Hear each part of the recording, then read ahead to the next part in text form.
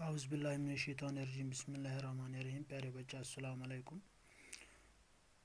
آپ جانتے ہیں کہ کل آپ کا اردو کا پیپر ہے، اس لیے آج یہ آبجیکٹو جو میں ڈال رہا ہوں یہ آخری ہے،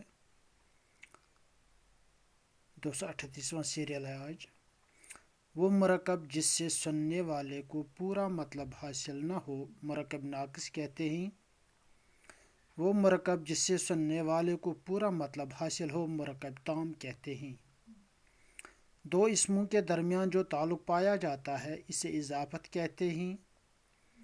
جس اسم کا تعلق ظاہر کیا جائے مضاف کہلاتا ہے۔ جس اسم کے ساتھ تعلق ظاہر کیا جائے اسے مضاف الیہ کہتے ہیں۔ وہ مرکب جو مضاف اور مضاف الیہ سے مل کر بنے مرکب اضافی کہتے ہیں۔ وہ مرکب جو صفت اور موصوف سے مل کر بنے مرکب توصیفی کہتے ہیں۔ وہ مرکب جو معطوف الیہ معطوف اور حرف عطف سے مل کر بنے مرکب عطفی کہتے ہیں۔ وہ مرکب جو عدد اور مجرور سے مل کر بنے مرکب عددی کہتے ہیں۔ وہ مرکب جو جار اور مجرور سے مل کر بنے مرکب جاری کہتے ہیں۔ وہ مرکب جو اسم اشارہ اور مشار الیہ سے مل کر بنے مرکب اشاری کہتے ہیں۔ وہ مرکب جو مبدل اور بدل سے مل کر بنے مرکب بدلی کہتے ہیں۔ وہ مرکب جو ظرف اور مظروف سے مل کر بنے مرکب ظرفی کہتے ہیں۔ وہ مرکب جو دو یا دو سے زیادہ لفظ مل کر اسم ہو گئے مرکب احتجاجی کہتے ہیں۔ وہ مرکب جو تاکید اور موقد سے مل کر بنے ان میں ایک کلمہ دوسرے کی تاکید کرتا ہے مرکب تاکیدی کہتے ہیں۔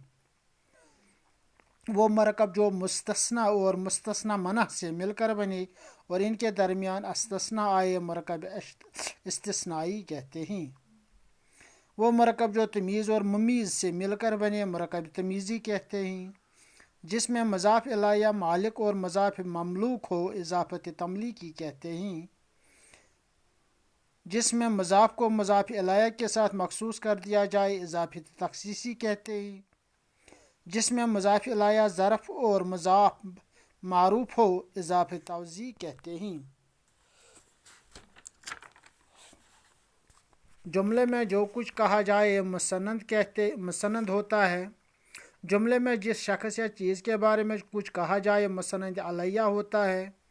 وہ جملہ جس سے کسی بات کی خبر دی جائے ایسے جملہ بولنے والے کو سچا یا جھوٹا کہہ سکیں جملہ خبریہ کہتے ہیں۔ وہ جملہ جس میں فعل امر، فعل نہی، فعل ندا، فعل تمنا پائی جائے یا بولنے والے کو سچا یا جھوٹا نہ کہہ سکیں جملہ انشائیہ کہتے ہیں۔ وہ جملہ جس میں مسند اور مسند الیہ دونوں اسم ہوں اور اسی میں فعل ناقص آئے جملہ اسمیہ کہتے ہیں۔ وہ جملہ جس میں مسند فعل ہو اور مسند الیہ اسم ہو جملہ فعلیہ کہتے ہیں۔ وہ اسم جو صرف ایک شخص، ایک چیز، ایک جگہ کے لیے بولا جائے واحد کہتے ہیں۔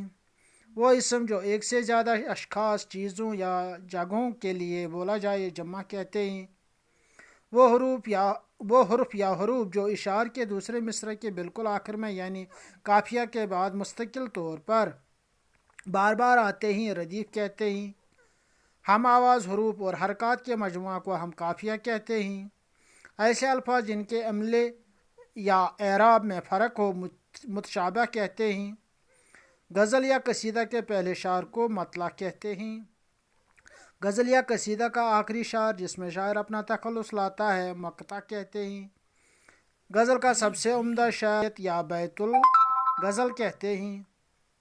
جب کوئی لفظ اپنے اصلی معنی میں استعمال نہ ہو کر اصطلاحی معنوں میں استعمال ہوتا ہے تو اسے مجاز کہتے ہیں۔